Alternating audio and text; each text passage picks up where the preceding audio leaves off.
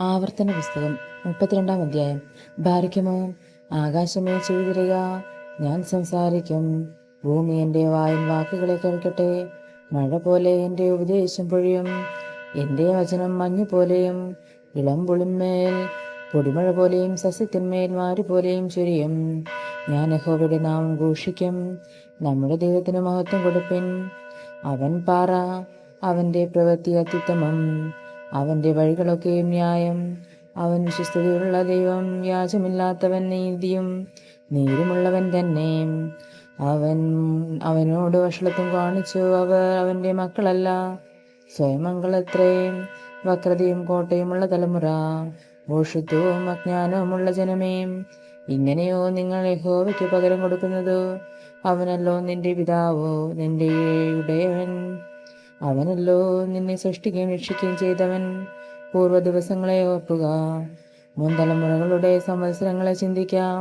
നിന്റെ പിതാവിനോട് ചോദിക്കാം, അവൻ അറിയിച്ചു തരും. നിന്റെ വൃദ്ധന്മാരോട് ചോദിക്കാം, അവർ പറഞ്ഞു തരും. മഹോന്നതൻ ജാതികൾക്ക് അവകാശം വിഭാഗിക്കുകയും മനുഷ്യപുത്രന്മാരെ വേർപിരിക്കുകയും ചെയ്തപ്പോൾ, അവൻ ഇസ്രായേൽ മക്കളുടെ എണ്ണത്തിന് തക്കവണ്ണം ജാതികളുടെ അതിർത്തി നിശ്ചയിച്ചു. യഹോവയുടെ അംശം അവന്റെ ജനവും യാക്കോബ് അവന്റെ അവകാശവുമാകുന്നു. താൻ അവനെ മരുഭൂമിയിലും മൂളി കേൾക്കുന്ന ശൂന്യപ്രദേശത്തും കണ്ടു. അവനെ ചുറ്റി പരിപാലിച്ചു, കൺമണി പോലെ അവനെ സൂക്ഷിച്ചു. കഴുകൻ തന്റെ കൂടു അനക്കി കുഞ്ഞുങ്ങൾക്കു മീതെ പറക്കും പോലെ താൻ ചിറക് വിരിച്ചു. അവനെ എടുത്തു, തന്റെ ചിറകിന്മേൽ അവനെ വഹിച്ചു. യഹോവ തനിയെ അവനെ നടത്തി, അവനോടുകൂടെ അന്യദൈവം ഉണ്ടായിരുന്നില്ല. അവൻ ഭൂമിയുടെ ഉന്നതങ്ങളിൽ അവനെ വാഹനമിറ്റി. നിലത്തെ അനുഭവം കൊണ്ടു അവൻ ഉപജീവിച്ചു. അവനെ പാറയിൽ നിന്നോ തേനും തീക്കല്ലിൽ നിന്നോ എണ്ണയും കുടിപ്പിച്ചു. പശുക്കളുടെ വെണ്ണയും ആടുകളുടെ പാലിനെയും ആട്ടിൻകുട്ടികളുടെ മേധസ്സിനെയും ബശാനിലെ ആട്ടുകൊറ്റന്മാരെയും കോലാടുകളെയും ഗോതമ്പിൻ കാമ്പുനെയും അവന് കൊടുത്തു. നീ ദ്രാക്ഷാരക്തമായ വീഞ്ഞു കുടിച്ചു. യശൂരിനോ പുഷ്ടി വെച്ചു ഉദച്ചു. നീ പുഷ്ടിച്ചു കനത്തു തടിച്ചിരിക്കുന്നു. തന്നെ ഉണ്ടാക്കിയ ദൈവത്തെ അവൻ ത്യജിച്ചു, തൻ്റെ രക്ഷയുടെ പാറയിൽ നിവസിച്ചു. അവർ അന്യദൈവങ്ങളാൽ അവനെ ക്രോധിപ്പിച്ചു, മ്ലേച്ഛതകളാൽ അവനെ കോപിപ്പിച്ചു. അവർ ദുർഭൂതങ്ങൾക്കു ദൈവമല്ലാതെ വയ്ക്കൂ, തങ്ങൾ അറിയാത്ത ദേവന്മാർക്ക് ബലി കഴിച്ചു. അവരുടെ പിതാക്കന്മാർ അവയെ ഭക്ഷിച്ചില്ല. അവ നൂതനമായി ഉത്ഭവിച്ച നവീന മൂർത്തികൾ അത്രയും. നിന്നെ ജനിപ്പിച്ച പാറയെ നീ വിസ്മരിച്ചു, നിന്നെ ഉൽപ്പാദിപ്പിച്ച ദൈവത്തെ മറന്നുകളഞ്ഞു. യഹോവ കണ്ടു, അവരെ തള്ളിക്കളഞ്ഞു. തൻ്റെ പുത്രിപുത്രന്മാരോട് നീരസത്താൽ തന്നെ അവൻ അരുളി ചെയ്തു, ഞാൻ എൻ്റെ മുഖം അവർക്ക് മറയ്ക്കും. അവരുടെ അന്തം എന്തു എന്നു ഞാൻ നോക്കും. അവർ വക്രതയുള്ള തലമുറ, നേരില്ലാത്ത മക്കൾ. ദൈവമില്ലാത്തതിനെ കൊണ്ടു എനിക്കു എരിവ് വരുത്തി. മിഥ്യാമൂർത്തികളാൽ എന്നെ മുഷിപ്പിച്ചു. ഞാനും ജനമില്ലാത്തവരെ കൊണ്ടു അവർക്കു എരിവ് വരുത്തും. മൂഢജാതിയെ കൊണ്ടു അവരെ മുഷിപ്പിക്കും. എൻ്റെ കോപത്താൽ തീ ജ്വലിച്ചു പാതാളത്തിലെ ആഴത്തോളം കത്തും. ഭൂമിയെയും അതിൻ്റെ അനുഭവത്തെയും ദഹിപ്പിച്ചു. പർവ്വതങ്ങളുടെ അടിസ്ഥാനങ്ങളെ കരിയിച്ചു കളയും. ഞാൻ അനർത്ഥങ്ങൾ അവരുടെ മേൽ കുനിക്കും. അവൻ എൻ്റെ അസ്ത്രങ്ങൾ അവരുടെ നേരെ ചെലുവിടും. അവ വിശപ്പ് കൊണ്ട് ക്ഷയിക്കും. ഉഷ്ണരോഗവും വിഷവ്യാധിയും ഇരയാകും. മൃഗങ്ങളുടെ പല്ലും പന്നങ്ങളുടെ വിഷവും ഞാൻ അവരുടെ ഇടയിൽ അയക്കും. വീഥികളിൽ വാളും അറകളിൽ ഭീതിയും. യുവാവിനെയും യുവതിയെയും ശിശുവിനെയും നരനെയും നരച്ചവനെയും സംഹരിക്കും. ഞങ്ങളുടെ കൈ ജയം കൊണ്ടു യഹോവയല്ല ഇതൊക്കെയും ചെയ്തത് എന്നു അവരുടെ വൈരികൾ തെറ്റായി വിചാരിക്കുകയും ശത്രു എനിക്ക് ക്രോധം വരുത്തുകയും ചെയ്യുമെന്നു ഞാൻ ശങ്കിക്കുന്നുവെങ്കിൽ ഞാൻ അവരെ ഊതിക്കളഞ്ഞു. മനുഷ്യരിൽ നിന്നു അവരുടെ ഓർമ്മ ഇല്ലാതെയാക്കുമായിരുന്നു. അവർ ആലോചനയില്ലാത്ത ജാതി, അവർക്ക് വിവേകബുദ്ധിയില്ല. അവർ ജ്ഞാനികളായി ഇതു ഗ്രഹിച്ചു, തങ്ങളുടെ ഭവിഷ്യത്തും ചിന്തിച്ചെങ്കിൽ കൊള്ളാമായിരുന്നു. അവരുടെ പാറ അവരെ വിറ്റുകളയുകയും യഹോവ അവരെ ഏൽപ്പിച്ചു കൊടുക്കുകയും ചെയ്തിട്ടില്ലാത്ത ഒരുവൻ 1000 പേരെ പിന്തുടരുകയും 10,000 പേരെ ഓടിക്കുന്നുമെങ്ങനെ? അവരുടെ പാറ നമുക്ക് പാറ പോലെയല്ല, അതിനു നമ്മുടെ ശത്രുക്കൾ തന്നെ സാക്ഷികൾ.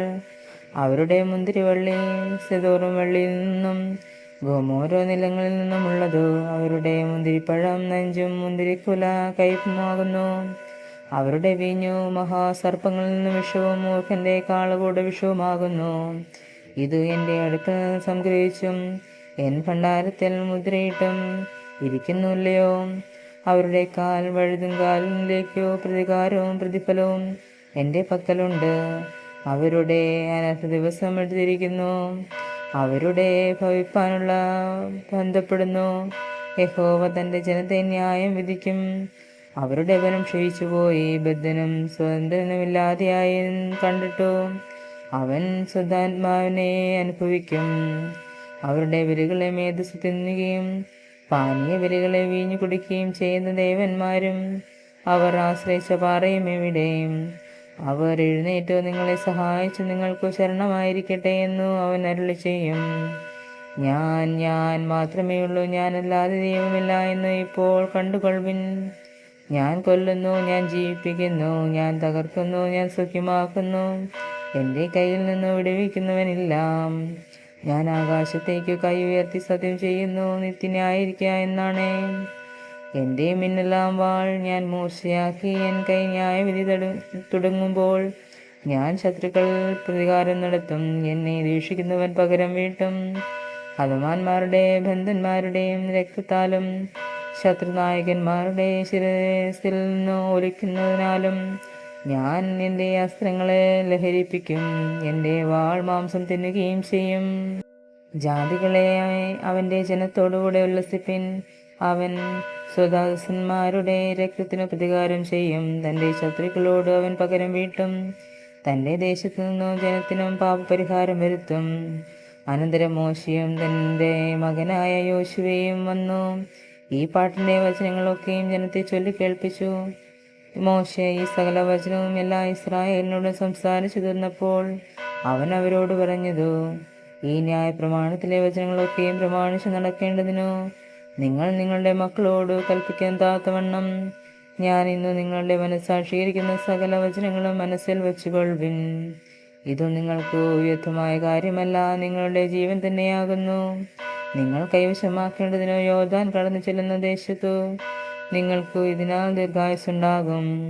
അന്ന് തന്നെ യഹോവ മോശയോട് അരുളി ചെയ്തു, നീ യെരിഹോവിനെതിരെ മോവാബ് ദേശത്തിനുള്ള ഈ അബാരീം പർവ്വതത്തിൽ നെബലോ മലയ്ക്ക് മുകളിൽ കയറി ഞാൻ ഇസ്രായേൽ മക്കൾക്കു അവകാശമായി കൊടുക്കുന്ന കാനാൻ ദേശത്തെ നോക്കിക്കാണുക. നിന്റെ സഹോദരനായ അഹരോൻ ഹോർ പർവ്വതത്തിൽ മരിച്ചു. തൻ്റെ ജനത്തോട് ചേർന്നതുപോലെ നീ കയറുന്ന പർവ്വതത്തിൽ നിന്നു നീയും മരിച്ചു നിന്റെ ജനത്തോട് ചേരും. നിങ്ങൾ സീൻ മരുഭൂമിയിൽ കാദേശിലെ കലഹജനത്തിങ്കൽ ഇസ്രായേൽ മക്കളുടെ മധ്യ വെച്ചു എന്നോട് അകൃത്യം ചെയ്യുക കൊണ്ടും ഇസ്രായേൽ മക്കളുടെ മധ്യ വെച്ചു എന്നെ ശുദ്ധീകരിക്കുക കൊണ്ടും തന്നെ നീ ദേശത്തെ നിന്റെ മുമ്പിൽ കാണുമെങ്കിലും ഞാൻ ഇസ്രായേൽ മക്കൾക്ക് കൊടുക്കുന്ന ദേശത്തെ നീ കടക്കയില്ല. ദൈവമേ, നിനക്ക് യോഗ്യമാകുന്നു. ബാരക്കുമോ.